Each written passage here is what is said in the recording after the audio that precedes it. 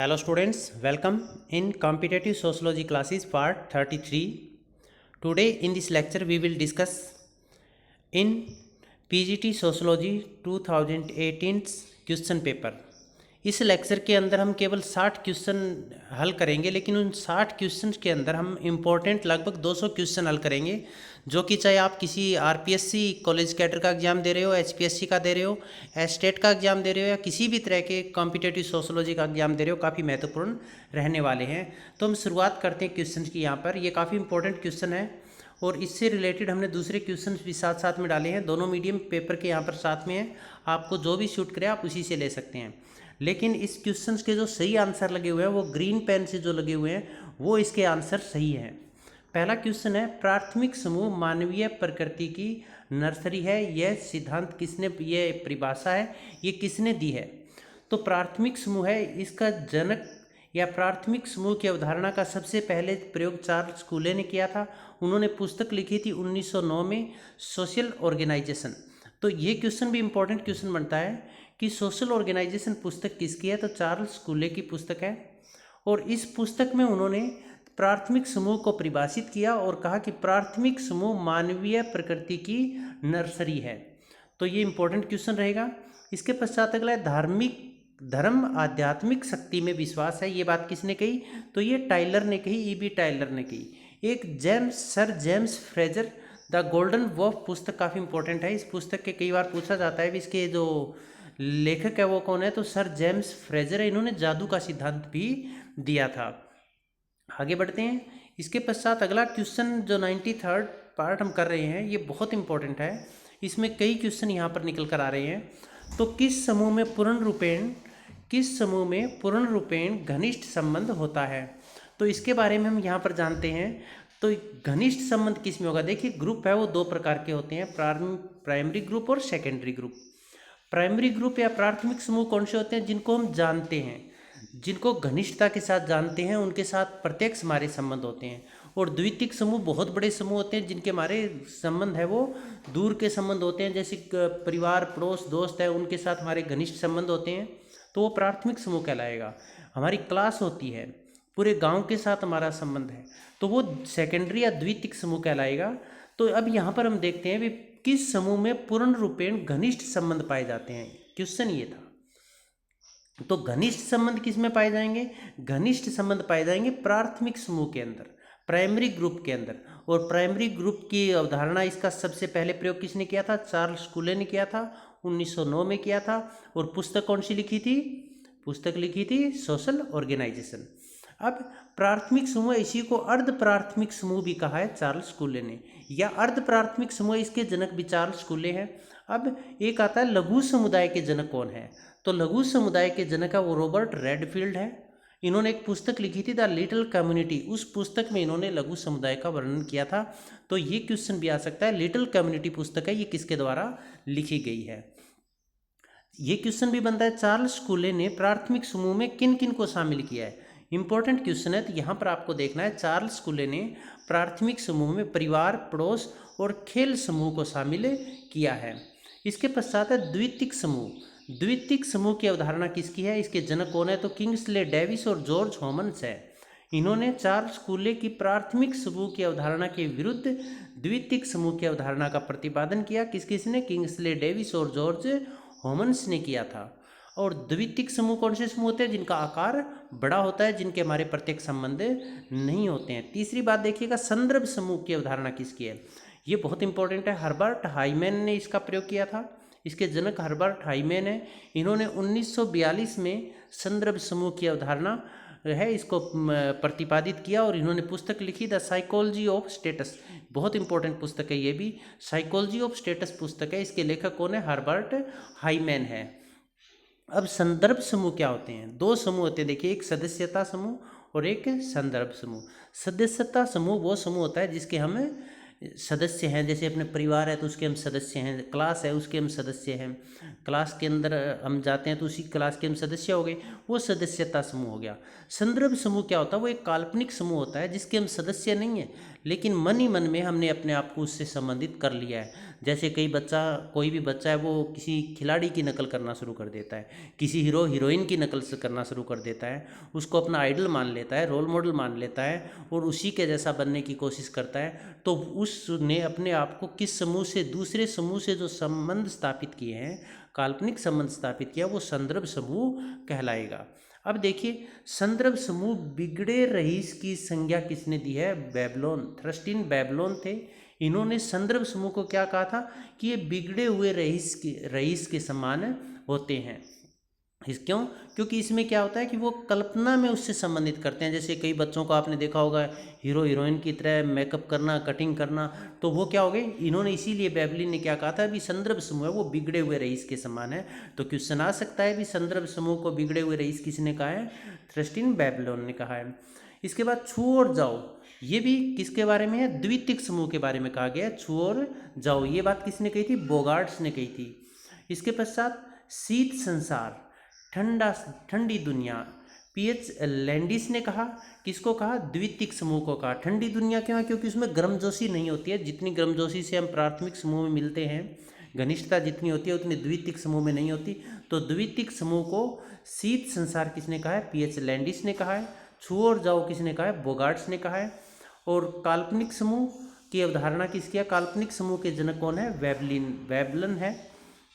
इसके पश्चात देखिएगा अर्ध समूह। अर्ध समूह के जनक कौन है? बाटोमोर। अर्ध समूह के जनक कौन है? बाटोमोर है। इसके पश्चात अंतः समूह। अंतः समूह के जनक कौन है? समनर है। समनर ने एक फेमस बुक लिखी थी फोकवेज। तो अंतः समूह है उसके जनक समनर है। अर्ध समूह के बाटोमोर है। संदर्भ समूह के हर्बर्ट हाइमैन है। द्वितीयक समूह के इंग्लिश डेविस और जॉर्ज हॉमन्स है। प्राथमिक और अर्ध प्राथमिक समूह के जनक चार्ल्स कूले हैं। लघु समुदाय के जनक रॉबर्ट रेडफील्ड है। तो हर एक एग्जाम में इनमें से एक क्वेश्चन आता है, तो आप बहुत अच्छी तरह से इनको देखिएगा। इस पूरे पेपर की पीडीएफ भी हम बाद में डिस्क्रिप्शन लिंक में डाल देंगे, वहाँ से आप इसको डाउनलोड भी कर सकते हैं।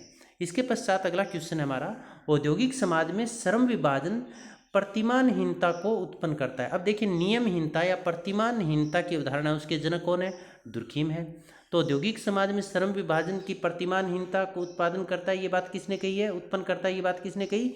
इमाइल दुर्खीम ने कही थी, जो कि अगस्त काम्टे के उत्तराधिकारी थे, फ्रांस के रहने वाले थे।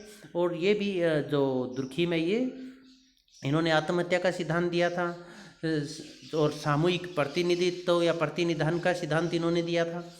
अब इन्होंने एक पुस्तक लिखी, फेमस पुस्तक, the division of labour in the society, 1893 में। इस पुस्तक में इन्होंने वर्णन किया नियमहीनता का और जो श्रम विभाजन के सिद्धांत का। तो क्वेश्चन यहाँ पर बनता है, the division of labour in the society पुस्तक है वो किसके द्वारा लिखी गई है? दुर्खीम के द्वारा लिखी गई है।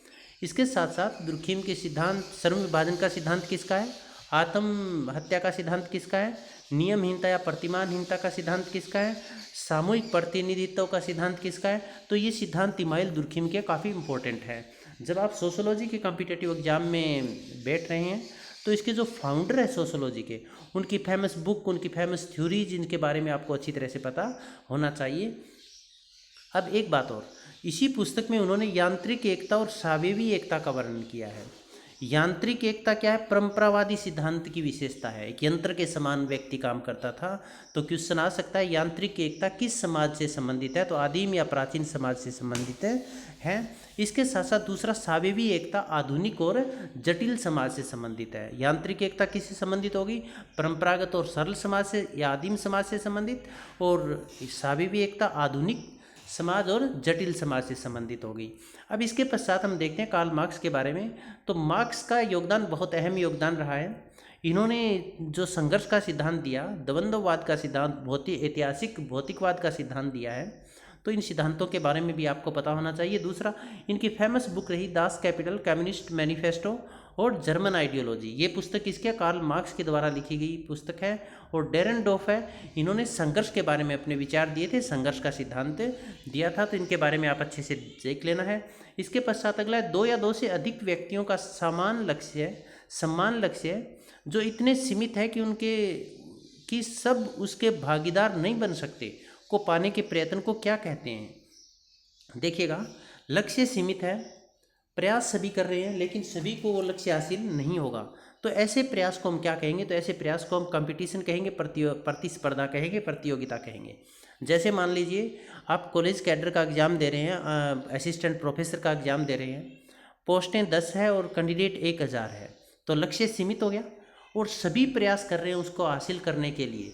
तो उन सभी में आपस में क्या, एक प्रतिस्पर्धा है, एक कंपटीशन है, एक प्रतियोगिता है, तो इसको हम कहेंगे प्रतिस्पर्धा। संघर्ष क्या होता है? किसी को जानबूझकर दबाना या धमकी देना या उसके खिलाफ हिंसात्मक साधनों का प्रयोग करना या हिंसात्मक साधन प्रयोग करने की धमकी देने को हम संघर्ष कहते हैं। सहयोग, आपसे मिलजुल कर कार्य करना है। सात्मीकरण, जब दो पक्ष लगातार संघर्ष कर रहे होते हैं, उन्हें लगता है कि संघर्ष से बात नहीं बनेगी, तो वो आपस में समझौतों के माध्यम से या सहमति के माध्यम से आपस में समायोजन कर लेते हैं, तालमेल कर लेते हैं, जिसे सात्मीकरण कहते हैं। या इसको ये भी कहेंगे, दो संस्कृतियों के आपस में मिलन को भी सात्मीकरण कहा जाता है। इसके पश्चात हम आगे बढ़ते हैं क्वेश्चन नंबर 96 के अंदर। अब यहाँ पर 96 का तात्पर्य ये हुआ कि जो पीजीटी का एग्जाम आता है उसमें 60 क्वेश्चन सब्जेक्ट के आते हैं। एचटेट में 60 क्वेश्चन का मतलब ये हो 90 से लेकर 150 तक ये क्वेश्चन है, ये सोशोलॉजी के होंगे। इसीलिए हमने 91 से लेकर इसीलिए 91 से शुरू किए हैं, तो किसी बच्चे के डाउट नहीं रहना चाहिए भी इसके पीछे वाले क्वेश्चन कहाँ हैं। तो यहाँ पर क्वेश्चन की सीरीज़ है वो 91 से ही शुरू होगी। अब यहाँ पर देखिए क्या क्वेश्चन पूछा गया है। वैज्ञानिक विषय के रूप में समाजशास्त्र का उद्भव किस काल के दौरान हुआ था?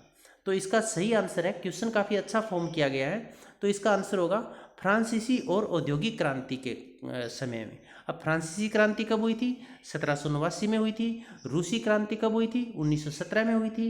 चीनी और कृषि क्रांति कब हुई थी? 1949 में। अमेरिकी और प्रजातांत्रिक क्रांति इस 1776 में। और ब्रिटिश क्रांति या इसको रक्तहीन या गौरवमयी क्रांति भी कहते हैं, वो 1688 में हुई थी। इसके पश्चात नेक्स्ट क्वेश्चन आप देखिएगा, समाजीकरण का अभिकरण नहीं है। क्वेश्चन जब आप पढ़ें तो ये अच्छी तरह से देख लें, नहीं है वाले क्वेश्चन में बच्चे कई बार गलतियां कर देते हैं। Which of the following is not an agency of socialization? Socialization या समाजीकरण का तात्पर्य क्या है? समाजीकरण का मतलब होता है सामाजिक मूल्यों को, नियमों को, परंपराओं को, रीति रिवाजों को, इनको सीखना। अब ये चीज़ें हम कहाँ से सीखेंगे? बच्चा परिवार में ही सीखना शुरू कर देता है। बच्चे को परिवार में सिखाया जाता है किसके साथ कैसे व्यवहार करना है, कैसे बातें करनी है, कैसे बोलचाल करना है, खाना पीना कैसे करना है, ये सारी चीज़ें। पड़ोसियों से भी हमें सीखने को मिलता है।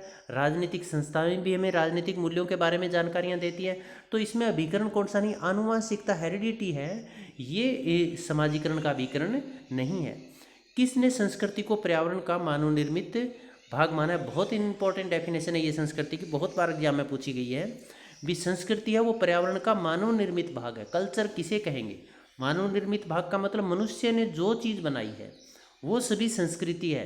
ये बात हर्षकोविट्स ने कही थी। जैसे हमने बसें बनाई हैं, सड़कें बनाई है, विद्यालय बनाए हैं, रेल बनाई है, तो ये सब जो चीज़ें हमने बनाई है, इसी को संस्कृति किसने माना है? हर्षकोविट्स ने माना है। अब राल्फ लिंटन है, राल्फ लिंटन की एक बहुत फेमस पुस्तक है द स्टडी ऑफ मैन। ये पुस्तक कई बार पूछी गई एग्जाम में भी। The study of man book है, ये इसके लेखक कौन है? तो राल्फ लिंटन है। इन्होंने 1936 में 1936 में ये पुस्तक लिखी थी और इस पुस्तक में इन्होंने परिस्थिति व भूमिका का वर्णन किया था। परिस्थिति क्या होती है? समाज में हमारे पास जो भी पद धारण हम किए हुए हैं वो परिस्थिति कहलाएगी, और भूमिका क्या होगी? उस पद पर रहते हुए हम जो भी कार्य करते हैं वो भूमिका कहलाएगी। तो परिस्थिति पद का प्रतिनिधित्व करती है और भूमिका पद पर रहते हुए जो हम कार्य करते हैं उसका प्रतिनिधित्व करती है। परिस्थिति को दो भागों में बांटा था, अर्जित परिस्थिति और प्रदत्त परिस्थिति, एक्वायर्ड और एस्क्राइब्ड स्टेटस। राल्फ लिंटन ने इसे दो भागों में विभाजित किया था। जो आगे क्वेश्चन आएगा उसमें हम आपको बताएंगे। इसके पश्चात अब देखिएगा आगे अगला क्वेश्चन है, इमाइल दुर्खिम ने पारंपरिक ग्रामीण समुदाय को किस रूप में परिभाषित किया है? तो इन्होंने किस रूप में परिभाषित किया है? मोरल कम्युनिटी के रूप में, नैतिक में या सदाचारी समुदाय के रूप में इन्होंने परिभाषित किया है। अगला क्वेश्चन आप देखिएगा, 100 क्वेश्चन, बहुत इंपॉर्टेंट क्वेश्चन है। तो इस क्वेश्चन में हम देख लेते हैं यहाँ पर सांस्कृतिक विलंबन या सांस्कृतिक आलंबन या सांस्कृतिक पिछड़ापन, तीनों नामों से इसको कहा जा सकता है, या कल्चरल लैग। सांस्कृतिक विलंबन की अवधारणा का सबसे पहले प्रयोग किसने किया था? तो प्रोफेसर या WF ऑकबर्न ने इसका प्रयोग सबसे पहले किया था। अब देखिएगा सांस्कृतिक पिछड़ापन क्या होता है। इन्होंने संस्कृति को दो भागों में बांटा, भौतिक और अभौतिक संस्कृति में। WF ऑकबर्न ने भौतिक संस्कृति क्या होती है, जो चीज़ें हम देख पा रहे हैं, जैसे मकान हो गए, पंखे हो गए, टेबल हो गई, बसेज हो गई, व्हीकल्स हो गए सारे, तो ये भौतिक संस्कृति है जिसको हम टच कर सकते हैं। और दूसरा अभौतिक संस्कृति वो संस्कृति होती है जो जिनको हम देख नहीं पाते, जो हमारे विचारों से संबंधित है, भावनाओं से संबंधित है, जैसे रीति रिवाज, परंपराएं, त्यौहार, ये सब चीज़ें, ये अभौतिक संस्कृति है। अब क्या होता है, समय के अनुसार जो भौतिक संस्कृति है उसमें बहुत तेज़ी से परिवर्तन आता है। भौतिक संस्कृति जैसे पहले देखो झोंपड़ियों में या गुफाओं में मनुष्य रहता था, बड़ी बड़ी कोठी और बंगलों में मनुष्य रहता है। पहले पहिए का जब आविष्कार हुआ था उससे पहले साधन थे ही नहीं, और आज देखो कितने फास्ट, हवा से भी तेज, ध्वनि से भी तेज गति वाले वाहन आ गए हैं। तो इसका तात्पर्य क्या हुआ, भौतिक संस्कृति में बहुत तेज़ी से परिवर्तन आता है, परंतु अभौतिक संस्कृति में उसके मुकाबले में इतना तेज़ी से परिवर्तन नहीं आता। तो अभौतिक संस्कृति है वो भौतिक संस्कृति के मामले में पिछड़ जाती है, पीछे रह जाती है। इसे सांस्कृतिक विलंबन कहा WF ऑकबर्न ने। इसके बाद देखिएगा आप हर्बर्ट स्पेंसर के बारे में हम जान लेते हैं। हर्बर्ट स्पेंसर ने द फर्स्ट प्रिंसिपल पुस्तक लिखी, इंपॉर्टेंट पुस्तक है। एक सोशल स्टैटिक्स पुस्तक भी इन्होंने लिखी थी, और एक सोशल चेंज 1922 पुस्तक भी इन्होंने लिखी थी। अब देखिएगा इन्होंने इसके साथ साथ एक पुस्तक लिखी the principle of sociology, principle of sociology पुस्तक भी इन्होंने लिखी थी। यहाँ पर एक ध्यान दीजिएगा, ये सोशल चेंज पुस्तक है, ये हर्बर्ट स्पेंसर की नहीं, ऑकबर्न की पुस्तक है। इसी पुस्तक में इन्होंने संस्कृति को भौतिक और अभौतिक दो भागों में बांटा था। तो यहाँ पर हम करेक्शन कर रहे हैं एक बार, तो आप दोबारा देखिएगा, ये WF ऑकबर्न ने पुस्तक लिखी थी सोशल चेंज 1922 में, और इसी पुस्तक में इन्होंने भौतिक और अभौतिक संस्कृति का वर्णन किया था। तो ये पुस्तक ऑकबर्न के द्वारा लिखी गई है। और हर्बर्ट स्पेंसर ने पुस्तक लिखी the first principle, social statics और द प्रिंसिपल ऑफ सोशोलॉजी। तीनों पुस्तक काफ़ी इंपॉर्टेंट पुस्तक है, ये बहुत बार एग्जाम में पूछी गई है, तो इनको आपको ध्यान में रखना है। और हर्बर्ट स्पेंसर ने सामाजिक ऊर्ध्व विकास का सिद्धांत भी दिया था, भी समाज है इसका विकास कैसे हुआ। और ये विकास उन्होंने जो चार्ल्स डार्विन था उस डार्विन के ऊर्ध्व विकास के सिद्धांत से लिया था। और डार्विन ने पुस्तक कौन सी लिखी थी, द ओरिजिन ऑफ स्पीसीज, बहुत इंपॉर्टेंट पुस्तक है, तो उसके लेखक चार्ल्स डार्विन है। अब इसके पश्चात पी सोरोकिन, इन्होंने इसकी फेमस पुस्तक है सोशल एंड कल्चरल डायनेमिक्स, बहुत इंपॉर्टेंट पुस्तक है, ये आप अच्छी तरह से देख लीजिएगा भी। सोशल एंड कल्चरल डायनेमिक्स पुस्तक है, इसके लेखक कौन है, पी सोरोकिन है। तो अब यहाँ पर हम देखते हैं इन जो सोरोकिन है इन्होंने सामाजिक परिवर्तन का सिद्धांत दिया था, सामाजिक गतिशीलता का सिद्धांत भी किसका है, ये पी सोरोकिन का है।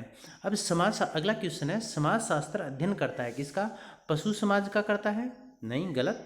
व्यक्ति का भी अध्ययन नहीं करता, राज्य का भी अध्ययन नहीं करता, तो ये किसका अध्ययन करता है, समाज व सामाजिक संस्थाओं का अध्ययन करता है। मतलब समाज शास्त्र समाज से संबंधित है, सामाजिक समस्या संस्थाओं से संबंधित है, और सामाजिक संबंधों का अध्ययन भी करता है। इसके पश्चात आगे बढ़ते हैं।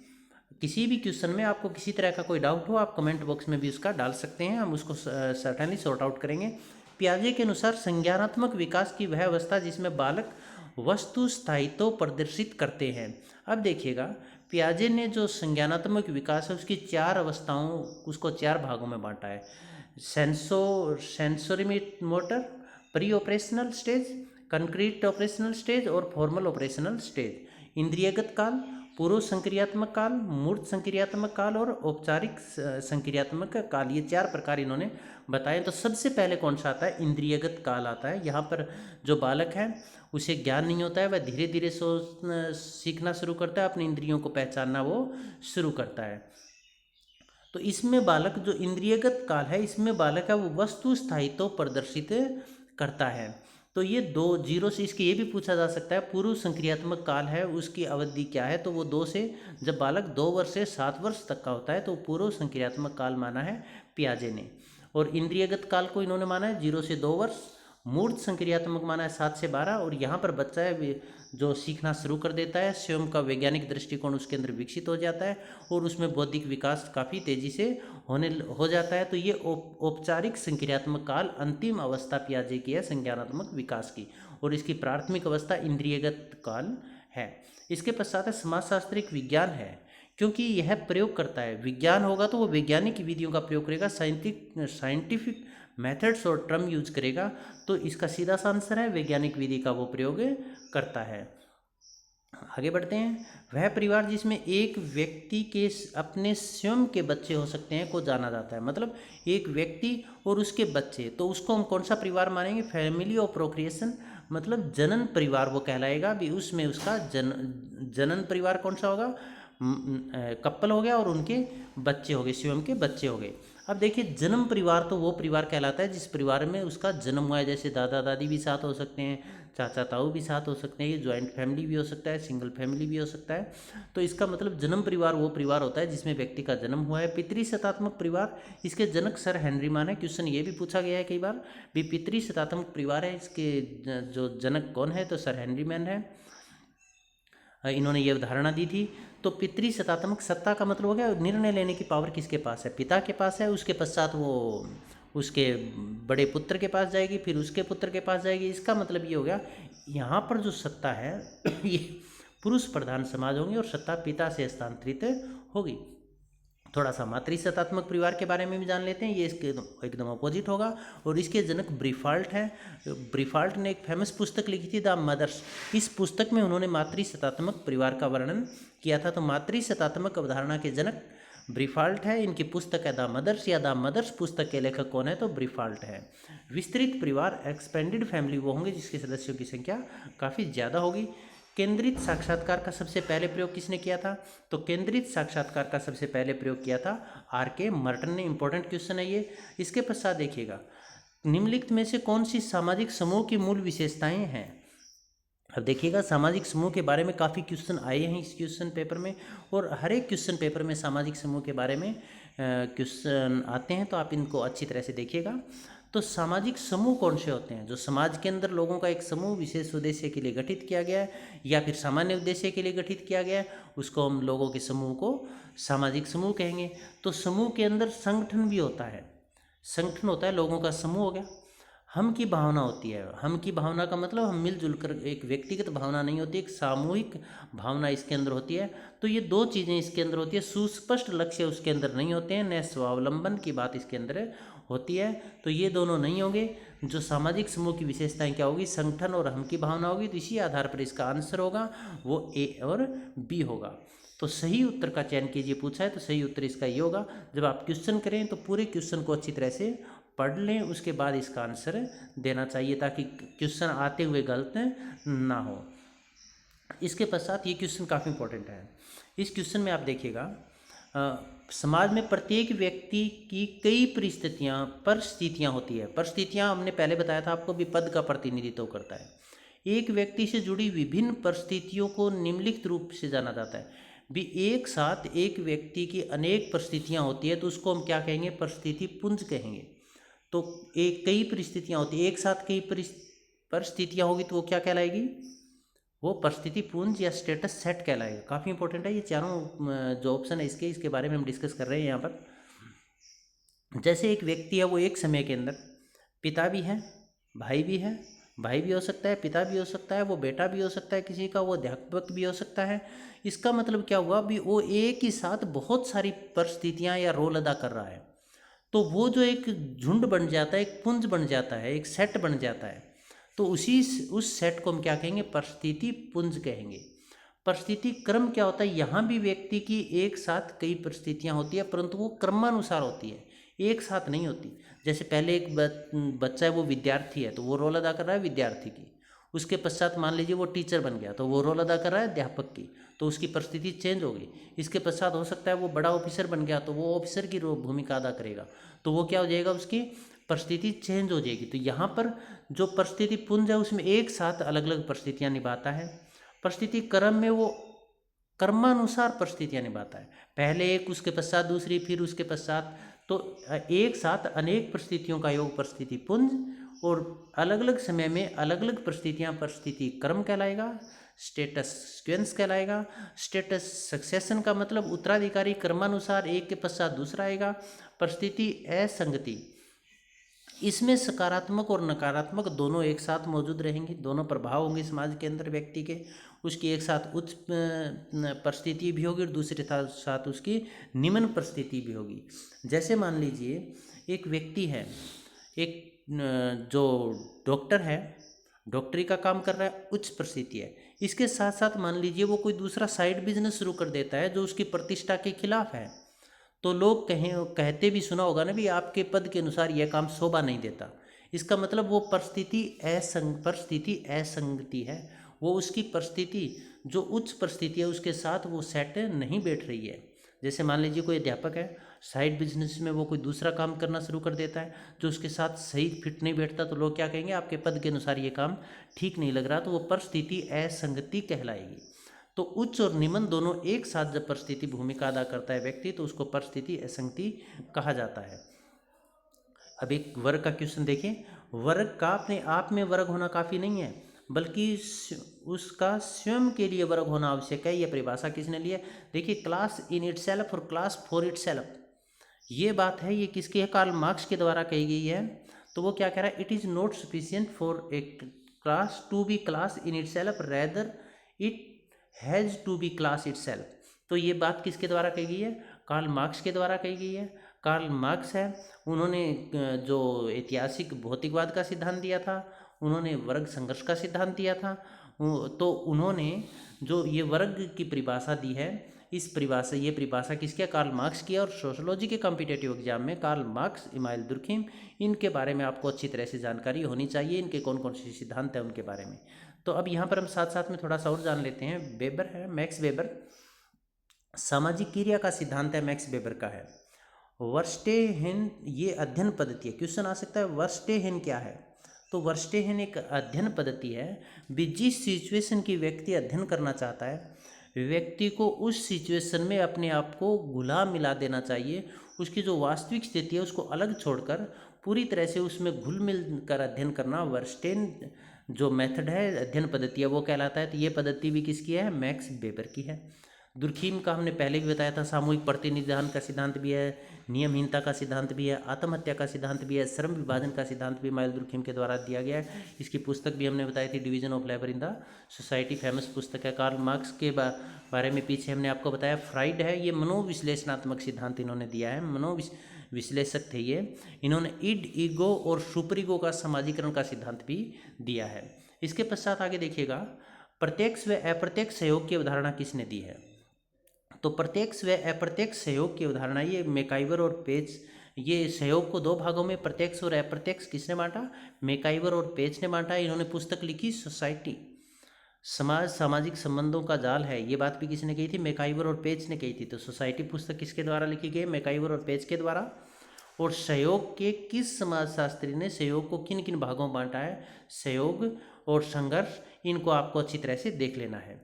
इसके पश्चात देखिएगा आगे, नातेदारी में वर्णात्मक और वर्गात्मक और वर्णनात्मक, descriptive and terminology in classificatory and descriptive terminology in kinship is given by, किसने दी थी? मॉर्गन ने। देखिए, मॉर्गन ने जो नातेदारी है उसको दो भागों में बांटकर इसका वर्णन किया। वर्गात्मक का मतलब होता है एक वर्ग होता है, एक ही नातेदार से, एक ही नाम से कई लोगों को पुकारा जाता है।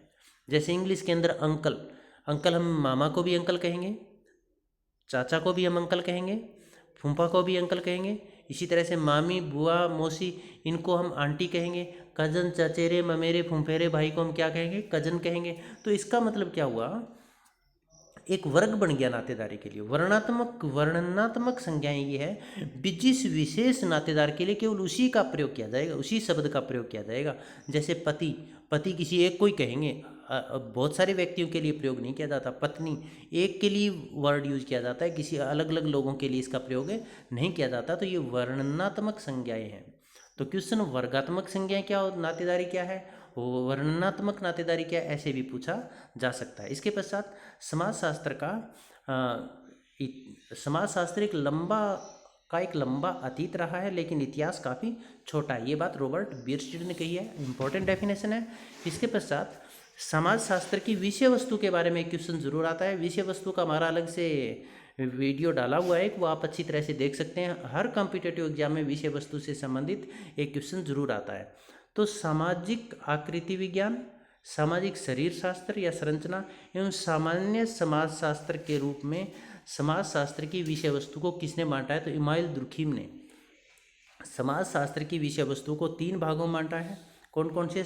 इसका है सोशल मॉर्फोलॉजी, सोशल फैसियोलॉजी और जनरल सोशियोलॉजी। अब इसके अंदर आप देखिएगा एक क्वेश्चन इंपॉर्टेंट, ये काफ़ी इंपॉर्टेंट क्वेश्चन बनता है कि ऐतिहासिक पथ, आनुभविक पथ और विश्लेषणात्मक पथ, विषय वस्तु को 3 अलग अलग पथों में किसने बांटा है? तो एलेक्स इंकल्स ने इसको 3 अलग अलग पथों में बांटा है। 3 अलग अलग पथ है कौन से, वो भी ऑप्शन देकर पूछ सकता है। तो ऐतिहासिक पथ है, आनुभविक पथ है, विश्लेषणात्मक पथ है। इसको बहुत अच्छे से आप तैयार कर लीजिएगा। और विषय वस्तु के क्वेश्चन जितने आ सकते हैं, तो विषय वस्तु किस समाजशास्त्री ने विषय वस्तु पर क्या क्या कहा है, वो अच्छी तरह से आप टॉपिक देख लीजिएगा। इसके पश्चात हम आगे बढ़ते हैं। किसने कहा कि भारत में सामाजिक सत्रीकरण पवित्रता तथा प्रदूषण पर आधारित है? तो ये लुई ड्यूमो ने कहा था। प्रत्यक्ष और अप्रत्यक्ष नियंत्रण की अवधारणा कार्ल मैनहीम ने अपनी किस पुस्तक में दी है? तो देखिएगा इसका आंसर जो बोर्ड ने माना है, वो बोर्ड ने इसका सही आंसर माना है मैन एंड सोसाइटी। लेकिन ये मैन एंड सोसाइटी पुस्तक है तो जॉन्स प्लेंटेज के द्वारा लिखी गई है। यहाँ पर देखिएगा जॉन्स, यहाँ स्पेलिंग आपको ठीक नहीं दिख रही है, तो यहाँ पर देखिएगा जॉन्स प्लेंटेज के द्वारा दी गई है ये। परंतु जो कार्ल मैनहीम की पुस्तक है वो तो आइडियोलॉजी एंड यूटोपिया है।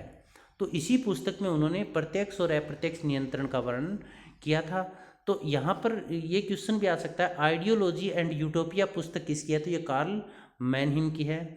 इसके पश्चात आप देखिएगा एसेज ऑन द सोशियोलॉजी, ये हमें नहीं मिला कहीं भी, लेकिन एसेज इन द सोशियोलॉजी पुस्तक है, ये मैक्स वेबर के द्वारा लिखी गई है, तो आप ये कंफर्म कर लीजिएगा। स्ट्रक्चर ऑफ थिंकिंग पुस्तक है, ये लारा ई वुड के द्वारा लिखी गई है, इसके राइटर है Laura E Wood. Role playing की अवधारणा किसकी है? तो जीएच मीड की है, हर्बर्ट मीड की है। प्रतीकात्मक अंत्यक्रिया का सिद्धांत भी इनका है। और आई एंड मी, मैं और मुझे का सिद्धांत है, वो भी जीएच मीड का है। सिगमंड फ्राइड, दुर्खीम, इनके बारे में हम आपको पीछे बता चुके हैं। और एक famous book mind, self and society, mind, self and society पुस्तक के लेखक कौन है? ये भी बहुत बार कॉम्पिटिटिव एग्जाम में आई है। तो इसके लेखक है GH Mead, John Herbert Mead. इसके पश्चात अगला क्वेश्चन देखिएगा आप। अगला क्वेश्चन है भूमिकाएं सामाजिक स्थिति। ये देखिए इस तरह के क्वेश्चन आते हैं, उनको आपको दोनों स्टेटमेंट्स को बहुत ध्यान से पढ़ना है। भूमिकाएं सामाजिक स्थिति से संबंध है। भूमिकाएं कौन सी है? जो हम पद पर रहते हुए, सामाजिक पद पर रहते हुए कोई काम करते हैं। सामाजिक रूप से परिभाषित गुणों और अपेक्षाओं की पोटलियाँ हैं, बिल्कुल ठीक है। सामाजिक रूप से इसका मतलब समाज ने हमें जो भी गुण दिए है, जो हमसे अपेक्षाएं किया जा, जिस पद पर रहते हुए जो अपेक्षाएं हमसे की जाती है, वही सामाजिक स्थिति कहलाती है। भूमिकाओं में हमें उस ढांचे से में व्यक्ति के अपेक्षित व्यवहार के संपूर्ण अनुपालना को दर्शाया जाता है। ये जरूरी नहीं है। क्यों जरूरी नहीं है? क्योंकि अनुपालना जरूर थोड़ी उस पद पर रहते हुए व्यक्ति वो काम करे। जैसे समाज के अंदर बहुत सारे व्यक्ति हैं, वो गलत काम भी करते हैं पद पर रहते हुए, तो इसका मतलब उनसे वैसी अपेक्षाएं तो नहीं थी, लेकिन उन्हें वो काम भी कर दिया। तो ये दूसरी स्टेटमेंट है वो सही नहीं है, और पहली स्टेटमेंट सही, ए सही है परंतु आर सही नहीं है। ये आंसर बोर्ड के द्वारा इसका सही माना गया था। इसके पश्चात हम आगे बढ़ते हैं 17 क्वेश्चन की तरफ। जाति प्रथा इंडो आर्यन संस्कृति के ब्राह्मणों का बालक है, जो कि गंगा और यमुना के मैदान में पला है और वहाँ से दूसरे भागों में लाया गया। तो ये बात किसके द्वारा कही गई? ये बात कही गई जीएस घुरिये के द्वारा। दोबारा देखिएगा, जाति प्रथा इंडो आर्यन संस्कृति के ब्राह्मणों का बालक है, जो कि गंगा और यमुना के मैदानों में पला और वहाँ से दूसरे भागों में लाया गया। इसका मतलब जाति प्रथा है वो कहाँ से पैदा हुई और कहाँ तक कौन लेकर आया इसको, और कहाँ से कहाँ फैला? गंगा और यमुना के मैदानों में नहीं फैला। और caste and race in India बहुत इंपॉर्टेंट पुस्तक है। ये किसके द्वारा लिखी गई है? जीएस घुरिये के द्वारा लिखी गई है। जब आप कॉम्पिटिटिव एग्जाम में बैठ रहे हैं सोशोलॉजी से रिलेटेड, तो आपको एक तो डेफिनेशंस और एक बुक्स और एक फेमस जो थ्योरीज है उनके बारे में अच्छे से ज्ञान होना चाहिए। रिसर्च का क्वेश्चन देखिएगा, शोध करते समय सही अनुक्रम क्या है? देखिए सबसे शोध जब हम करते हैं, अब यहाँ पर हमें आंसर का टिक कर रखा है इसलिए सारे आपको क्वेश्चन इजी लग रहा है, लेकिन इसमें हमें देखना है भी जब हम शोध करते हैं तो सबसे पहला स्टेप क्या होगा, विशोध हम किस विषय पर करें, कोई न कोई विषय होगा, कोई न कोई समस्या आएगी, तो सबसे पहले समस्या का निर्धारण होगा। उसके पश्चात उस समस्या का काल्पनिक समाधान सोचा जाएगा भी इसका समाधान क्या होता है, और जो काल्पनिक समाधान होता है उसी को हम हाइपोथेसिस या परिकल्पना या उपकल्पना कहेंगे। तो सबसे पहला स्टेप समस्या का निर्धारण, दूसरा स्टेप परिकल्पना या उपकल्पना, और फिर उस उपकल्पना जो परिकल्पना हमने बनाई है उसको आधार मानकर समस्या से संबंधित विभिन्न विधियों से आंकड़े इकट्ठे करेंगे, डाटा कलेक्ट करेंगे, उसके पश्चात उन आंकड़ों का विश्लेषण करेंगे। तो स्टेप्स क्या रहेंगे, सबसे पहले विषय का निर्धारण या समस्या का निर्धारण, उपकल्पना का निर्माण, उसके बाद विषय से संबंधित आंकड़ों का कलेक्शन, और फिर उसके बाद जो आंकड़े हमने किस इकट्ठे किया, डाटा इकट्ठे किया, उनका एनालिसिस करना। तो ये सही इसका ऑर्डर रहेगा। इसके पश्चात गेमाइन सॉफ्ट और गेसेल सॉफ्ट समाज को दो भागों में बांटा है। किसने बांटा है? टोनीज ने बांटा है। बहुत इंपॉर्टेंट है ये क्वेश्चन। ऐसी व्यवस्था जिसमें माँ के भाई को नातेदारी में प्रमुख स्थान दिया जाता है। माँ के भाई को प्रमुख स्थान दिया जाता है तो मातुल्य कहलाएगा, और यदि पिता की बहन को अधिक महत्व दिया जाता है तो भुआ अधिकार कहलाएगा। अब मातुल्य अधिकार है, इसमें बच्चा है, उसका पालन पोषण है, उसमें माँ के भाई या बच्चे के मामा पक्ष के द्वारा किया जाता है, और बच्चा है वो मामा पक्ष की संपत्ति से भी अधिकारी होता है, और जो उसके विवाह या पालन पोषण का दायित्व है वो मामा के ऊपर होता है। यहाँ पर जो बच्चे का पालन पोषण का अधिकार है वो बुआ के द्वारा किया जाता है। बुआ की संपत्ति से बच्चा अधिकारी होता है तो उसको बुआ अधिकार कहा जाता है।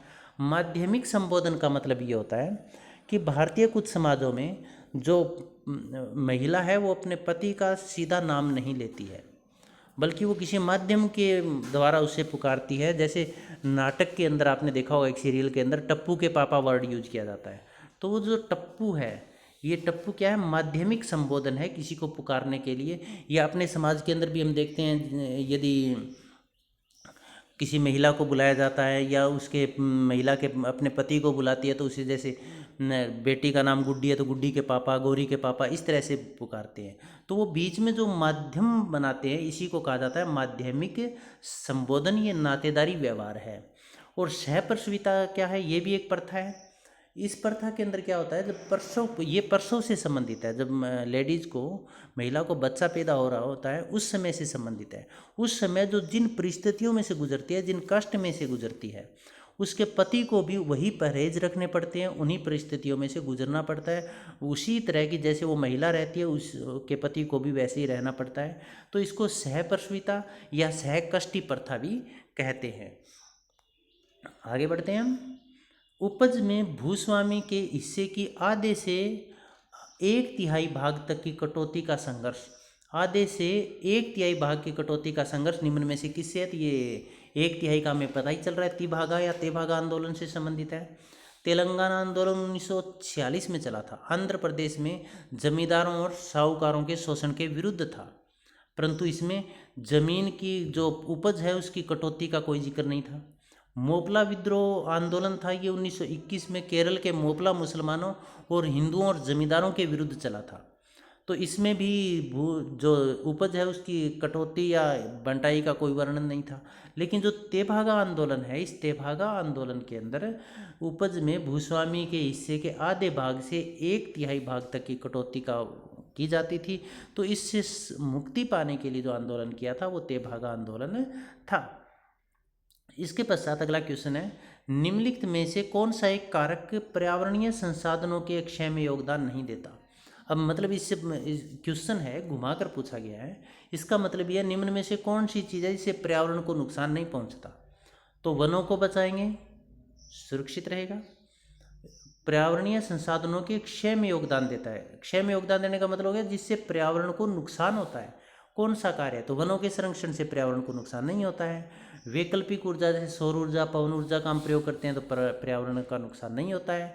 जल विद्युत पन बिजली योजना का हम प्रयोग करते हैं तो पर्यावरण को नुकसान नहीं होता है। लेकिन जब खनिजों का अत्यधिक खनन किया जाता है तो इससे पर्यावरण प्रदूषित होता है। तो क्वेश्चन आपको एक बार फिर से समझना है, ये भी निम्नलिखित में से कौन सा एक कारक पर्यावरण संसाधनों के क्षय में योगदान देता है। इसका मतलब जिससे पर्यावरण का नुकसान होता हो वो कौन सा कारक है, तो वो खनिजों का अत्यधिक खनन है। इसके पश्चात देखिएगा निम्नलिखित में से कौन सी संपूर्ण संस्था नहीं है। देखिए जब आप कॉम्पिटिटिव एग्जाम में बैठते हैं तो बहुत सारे क्वेश्चन आपके मेंटल लेवल पर होते हैं, बौद्धिक क्षमता पर होते हैं, भी आप किसको मानते हैं। देखिए मानसिक रोगी आश्रम है, ये एक संस्था है, इसका अध्यक्ष भी होगा, सदस्य भी होंगे, इसकी कार्यप्रणाली भी होगी। कन्वेंट स्कूल है, इसका भी अध्यक्ष होगा, कार्यप्रणाली होगी। और बोर्डिंग स्कूल है, इसमें भी होगा। लेकिन एक क्रूज है, इसके अंदर ये जो समुद्री जहाज है उससे संबंधित जो ये है उसके सदस्यों का एक समूह है, तो ये एक संस्था नहीं है। निम्नलिखित जनजातियों में से किस में बंदीकरण द्वारा विवाह है। बंदीकरण विवाह, मैरिज बाय कैप्चर, पकड़कर जबरदस्ती शादी करना, वो किस में नहीं है। देखिए भील में भी है, ये गोंड में भी है और नागा जनजातियों में भी है, लेकिन टोडा जनजातियों में ये प्रथा नहीं है। ऐतिहासिक आंकड़ों और अनुभवी आंकड़ों दोनों का उपयोग करते हुए भारतीय ग्रामीण समाज की वर्ग संरचना में गतिकी का अध्ययन किसने किया था। तो वर्ग संरचना में गतिकी का अध्ययन किसने किया था, आर के मुखर्जी ने किया था। इनके बाद देखिएगा ये क्वेश्चन, देखिए आर के मुखर्जी हो गया या दुबे हो गया, श्रीनिवासन हो गया, ये भारतीय राइटर है, भारतीय समाजशास्त्री है। तो इनके बारे में आप अच्छे से स्टडी कर ले, हर एक कॉम्पिटिटिव एग्जाम में इनसे संबंधित क्वेश्चन जरूर पूछे जाते हैं। और इनकी जो थ्योरी है उनके बारे में और बुक्स के बारे में भी आप अच्छे से देख ले। तो अगला देखिएगा, निम्नलिखित में से किसने ग्रामीण और शहरी भारत में परिवर्तनों को मूल्यांकित करने के लिए भारतीय परंपराओं को 6 स्तरीय वर्गीकरण दिया था। तो भारतीय परंपराओं को 6 स्तरीय वर्गीकरण किसने दिया था, एस.सी. दुबे ने। औद्योगिकरण के कारण विस्थापित व्यक्तियों के लिए, जैसे फैक्ट्रियां लगती है, उद्योग लगते हैं, तो वहाँ पर जो वहाँ के लोग हैं उनको बेघर होना पड़ता है, तो उनके लिए मकान और भूमि का प्रावधान किसके द्वारा किया जाता है। देखिए पंचायत नहीं करती है, जमींदार भी नहीं करते हैं, व्यापारिक संघ भी नहीं करते हैं, तो वो किसके द्वारा किया जाता है, CSR के द्वारा, कॉरपोरेट सामाजिक दायित्व। अब यहाँ पर कॉरपोरेट सोशल रिस्पॉन्सिबिलिटी जो है इनके द्वारा किया जाता है। तो आपको यहाँ पर जब क्वेश्चन पढ़ें तो पहले सभी ऑप्शन को अच्छे से देखें। विधायक पंचायत ये काम नहीं करती है, तो ये पहला ऑप्शन तो अपना कट हो गया अपने आप। जमींदार भी ये काम नहीं करते, इनको अलग जगह पर बसाने का काम नहीं करते हैं। व्यापारिक संघ भी इनको अलग जगह पर बसाने का काम नहीं करते हैं, मकान बना कर देने का काम नहीं करते हैं। तो पीछे बच गया CSR, ये इसका राइट आंसर होगा। इसके पश्चात किसने कहा है कि धर्मनिरपेक्षता भारतीय समाज के आधुनिकीकरण की एक उप प्रक्रिया है। तो ये बात योगेंद्र सिंह ने कही है। देखिए समाज, भारतीय समाज का आधुनिकीकरण, मॉडर्नाइजेशन ऑफ इंडियन सोसाइटी। अब यहाँ पर आप इसमें से एक क्वेश्चन हर बार आता है, तो यहाँ पर आप देखिएगा एक क्वेश्चन है, बुक है द रिमेंबर्ड विलेज और social change in modern India. ये दोनों पुस्तक बहुत इंपॉर्टेंट है। एक कास्ट इन इंडिया, तीनों पुस्तक है ये MN श्रीनिवास के द्वारा लिखी गई है। कौन सी, the remembered village, social change in modern India और कास्ट इन मॉडर्न इंडिया। तो ये तीनों आप अच्छे से देख लीजिएगा। और संस्कृतिकरण की अवधारणा, ब्राह्मणीकरण की अवधारणा और प्रभु जाति की अवधारणा, ये तीनों MN श्रीनिवासन के, ये भी बहुत इंपॉर्टेंट है। Yogendra Singh, modernisation in Indian tradition, ये पुस्तक भी बहुत इंपॉर्टेंट है। एक social change in modern India MN Srinivasan और मॉडर्नाइजेशन ऑफ इंडियन ट्रेडिशन, हर कॉम्पिटिटिव एग्जाम में इन दोनों में से एक क्वेश्चन आता है। तो ये योगेंद्र सिंह के द्वारा लिखी गई है। और देखिए यहाँ पर भी क्वेश्चन में भी secularism is a sub process of modernization of Indian society.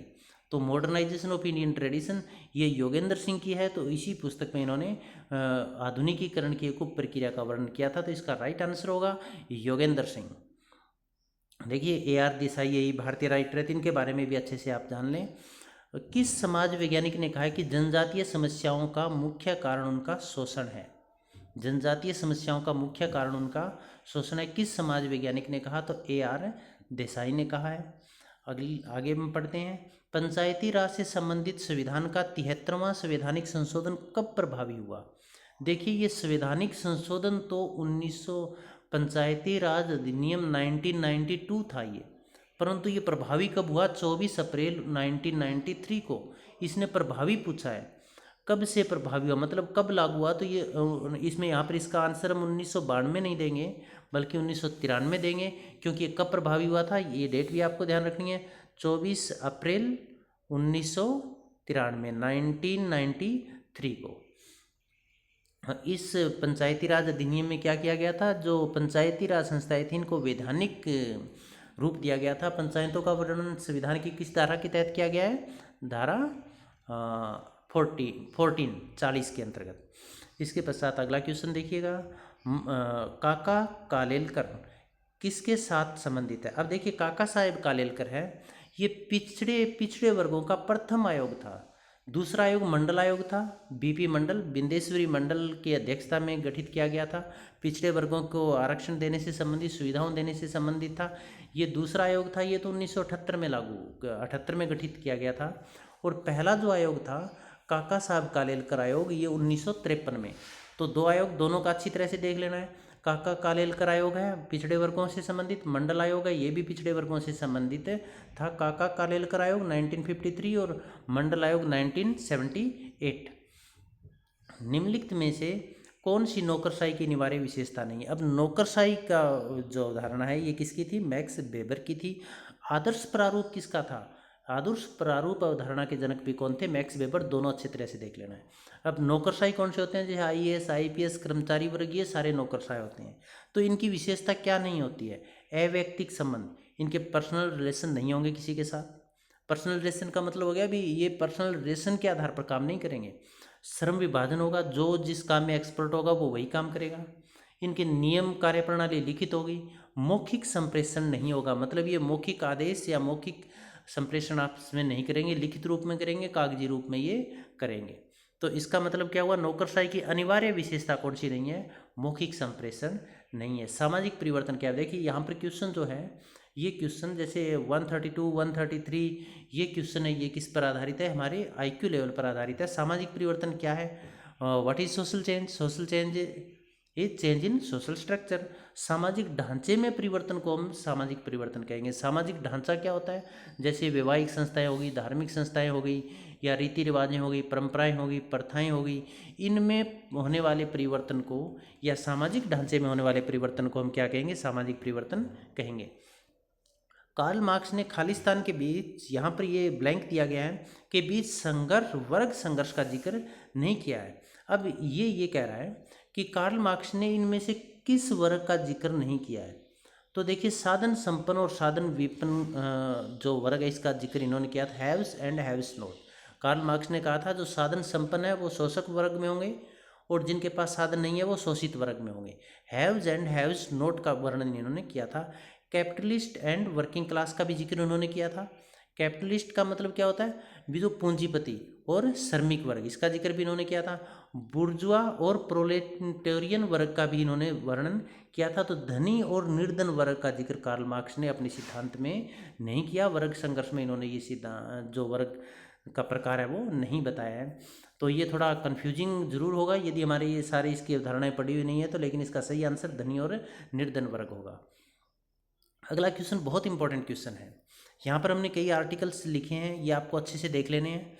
तो यहाँ से क्वेश्चन जरूर निकल कर आता है। भारतीय संविधान के किस अनुच्छेद में अनुसूचित जाति और अनुसूचित जनजाति के लिए सरकारी नौकरियों में आरक्षण की व्यवस्था की गई है। तो आरक्षण की व्यवस्था की गई है वो किस में की गई है, 335 आर्टिकल 335 के तहत SC और ST के लिए सरकारी नौकरियों में आरक्षण की व्यवस्था की गई है। बहुत इंपॉर्टेंट है ये। अब यहाँ पर पहले आप को देखना है विश्व संविधान के भाग 16 में 22 भाग हैं।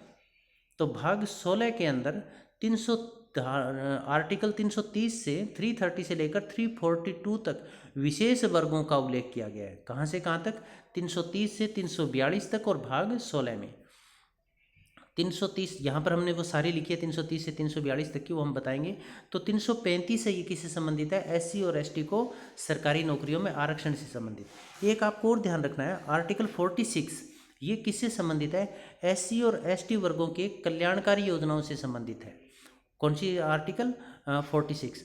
और आर्टिकल 14 किससे संबंधित है, ये विधि के समक्ष समानता है, कानून के समक्ष सभी समान है। और आर्टिकल 17 अनुच्छेद जो 17 है वो अनटचेबिलिटी को डिमोलिश इसके अंदर किया गया है, छुआछूत है उसको गैरकानूनी या अपराध की श्रेणी में शामिल किया गया है। और 340 धारा 340 है, ये ओबीसी से संबंधित, अन्य पिछड़ा वर्ग है उससे संबंधित राष्ट्रीय आयोग के गठन से संबंधित है। तो ओबीसी से 340 ओबीसी से संबंधित राष्ट्रीय आयोग का गठन, और 338 एससी एसटी से संबंधित राष्ट्रीय आयोग के गठन से संबंधित है। तो ये आपको ध्यान रखना है, इंपॉर्टेंट है। और भाग 16 और 5वीं अनुसूची है संविधान की, तो उसके अंदर एससी एसटी के क्षेत्रों का उल्लेख किया गया है। किस अनुसूची में? 5वीं अनुसूची में। तो ये भी आपको देखना है। अब यहाँ पर आर्टिकल देखिएगा, आर्टिकल 330 एससी एसटी को लोकसभा में आरक्षण, आर्टिकल 332 एससी एसटी को विधानसभा में, 330 लोकसभा में और 332 विधानसभा में, 338 एससी एसटी के लिए राष्ट्रीय आयोग और 340 ओबीसी के लिए राष्ट्रीय आयोग, 341 एससी जो कास्ट है उनका वर्णन, और 342 यहाँ पर लिखा है एसटी का वर्णन, 341 में एससी का वर्णन और 342 में एसटी का वर्णन। इसके साथ साथ देखिएगा, एससी का मतलब शेड्यूल कास्ट और एसटी का मतलब शेड्यूल ट्राइब, अनुसूचित जनजातियाँ। 331 आर्टिकल 331 में एंग्लो इंडियन को लोकसभा में आरक्षण की व्यवस्था की गई है। कितने सदस्यों को राष्ट्रपति नियुक्त कर सकता है? 2 को। 333 एंग्लो इंडियन विधानसभा में आरक्षण की व्यवस्था 333 के तहत, और 331 के तहत एंग्लो इंडियन का। तो इन जो धाराएं इनको बहुत अच्छे से देख लीजिएगा, एक क्वेश्चन इनमें से जरूर आता है। इसके पश्चात आगे देखिएगा आप, ग्रामीण भारत में पिछले 2 दशकों में महिला सशक्तिकरण हुआ। बिल्कुल सही बात है।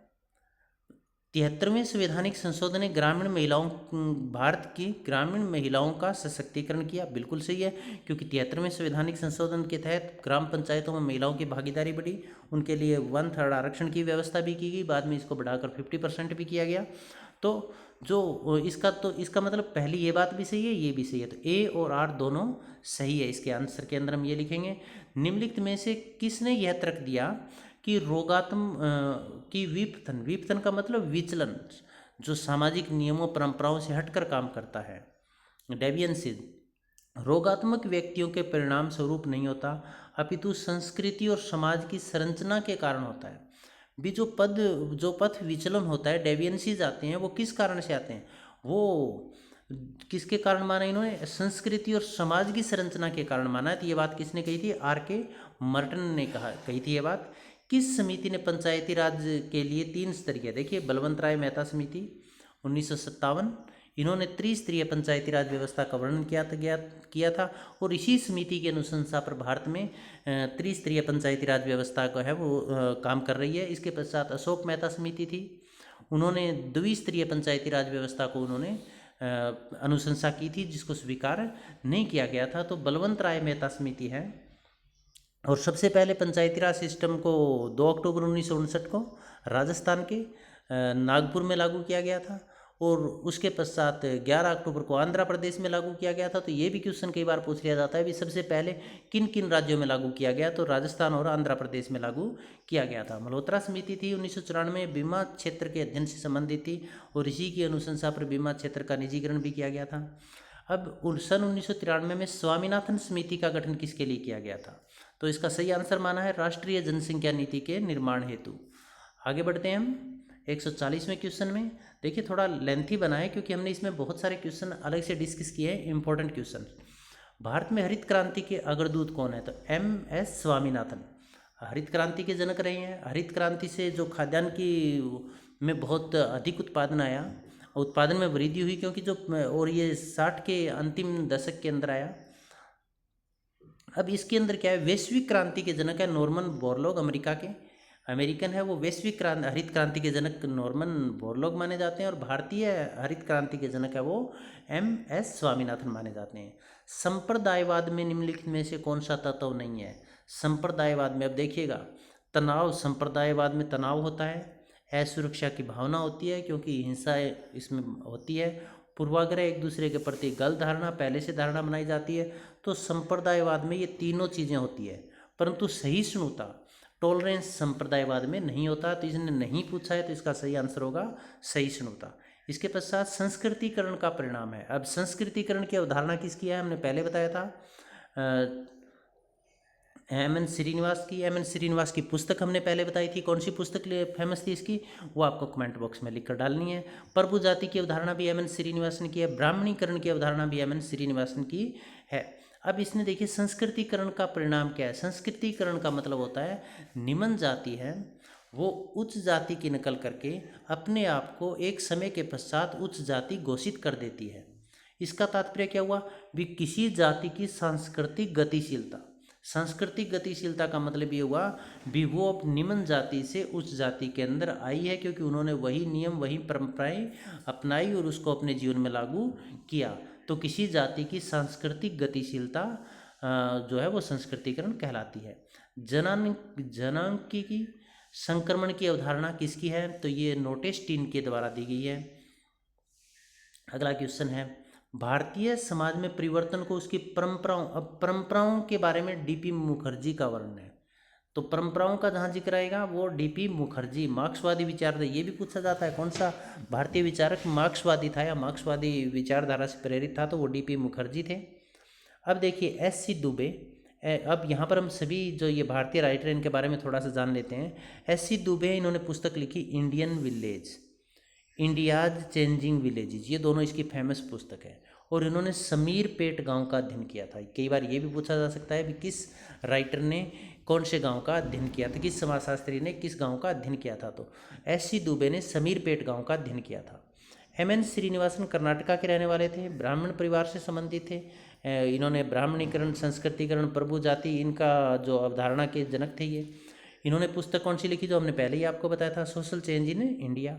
आर.के. मुखर्जी की पुस्तक थी the social structure of values, मूल्यों का सिद्धांत के जनक है वो आर.के. मुखर्जी, राधा कमल मुखर्जी। डीपी मुखर्जी ये मार्क्सवादी विचारधारा से संबंधित थे और परंपराओं के अध्ययन से भारतीय समाज को ये समझना चाहते थे। तो भारतीय समाज में परिवर्तन को उसकी परंपराओं के अध्ययन द्वारा समझा जा सकता है, ये बात डीपी मुखर्जी ने कही थी। अंतरंग हिंसा किस अधिनियम से संबंधित है। अंतरंग हिंसा का मतलब डोमेस्टिक वायलेंस, घरेलू हिंसा। इंटीमेट का मतलब क्या है, जो घनिष्ठ लोग हैं उनके द्वारा हिंसा किया जाना। तो किस अधिनियम से संबंधित है, घरेलू हिंसा अधिनियम 2005। ये यहाँ 2005 नहीं लिखा हुआ है, तो इसका मतलब क्या हुआ, घरेलू हिंसा अधिनियम से संबंधित ये है। और ये कब लागू हुआ था, 2005 में। इसके पश्चात यहाँ पर देखिएगा डीपी मुखर्जी की पुस्तकें हमने यहाँ पर लिखी है। डीपी मुखर्जी की फेमस पुस्तक है। इन तीनों पुस्तक को आप बहुत अच्छे से देख लीजिएगा। एक पुस्तक है डीपी मुखर्जी की मॉडर्न इंडियन कल्चर 1942 में, प्रॉब्लम्स ऑफ इंडियन यूथ और डाइवर्सिटीज, ये दोनों पुस्तक बहुत इंपॉर्टेंट है। डाइवर्सिटीज पुस्तक 1958 डीपी मुखर्जी के द्वारा लिखी गई और problems of Indian youth 1946 DP Mukherjee के द्वारा लिखी गई। तो इनको आप बहुत अच्छे से देख लीजिएगा। मॉडर्न इंडियन कल्चर है, ये भी डीपी मुखर्जी के द्वारा लिखी गई है। तो लास्ट सेशन में हम बढ़ रहे हैं। सामाजिक परिवर्तन की प्रक्रिया जिसके लिए व्यक्तियों के सकारात्मक मूल्य होते हैं उन्हें कहते हैं। देखिए सामाजिक परिवर्तन की प्रक्रिया जिसके लिए व्यक्तियों में सकारात्मक मूल्य होते हैं, तो सकारात्मक मूल्य होंगे उसको हम क्या कहेंगे, विकास कहेंगे। वो क्या कहलाएगा, विकास कहलाएगा।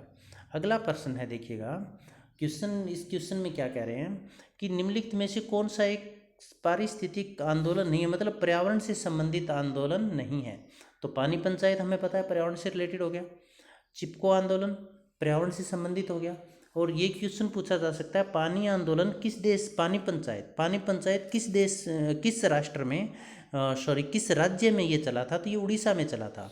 चिपको आंदोलन है ये मिजोरम में चला था जंगल बचाने के लिए 1973 के अंदर। 1973 में खुमतुंग गांव था मिजोरम में, वहाँ से जंगल बचाने के लिए आंदोलन चला था।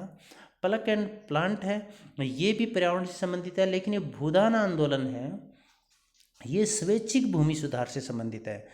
आचार्य विनोबा भावे के द्वारा 1951 में 1951 में चलाया गया था। इन्होंने कहा था कि जिनके पास अतिरिक्त भूमि है वो भूमि स्वेच्छा से दान कर दें, ताकि उन लोगों में उस भूमि को बांटा जा सके जिन लोगों के पास भूमि या ज़मीन नहीं है।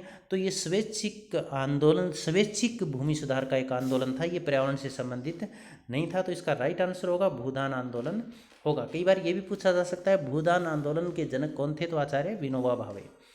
किसने यह तर्क दिया कि कृषि संबंधी आंदोलन व्यवस्था में असमानता की मनोवैज्ञानिक अवधारणा पर आधारित है, तो ये के.सी. अलेक्जेंडर ने ये बात कही थी। इसके पश्चात अगला है, निम्नलिखित में से भूमंडलीकरण का प्रत्यक्ष परिणाम क्या नहीं है। भूमंडलीकरण का मतलब ग्लोबलाइजेशन या वैश्वीकरण का प्रभाव कौन सा नहीं है। देखिए भूमंडलीकरण, इसमें राष्ट्रों का सहयोग बढ़ता है, सभी देश है वो एक दूसरे के नज़दीक आते हैं, आपस में विचारों का, टेक्नोलॉजी का, वस्तुओं का आदान प्रदान होता है।